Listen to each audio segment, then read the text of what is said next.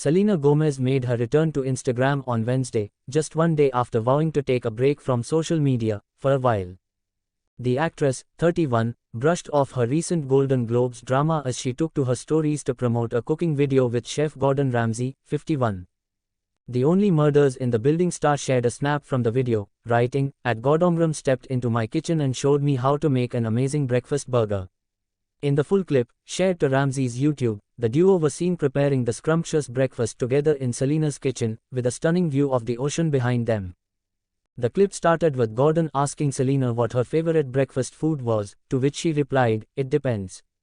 I like a nice breakfast sandwich, or a little taco, burrito." He then asked her how she makes her scrambled eggs, to which Selena replied, "A little butter, and kind of just spin it around. Sometimes I add milk." Gordon then laughed, quipping, "Not milk." During the clip, Selena, who will star as Linda Ronstadt in an upcoming biopic, shared that her go-to favorite snack on the road was a chicken salad. She also admitted that she has a hard time eating greens. "I need to do better with that." Gordon also inquired about her go-to naughty snack, which Selena revealed was Jack in the Box.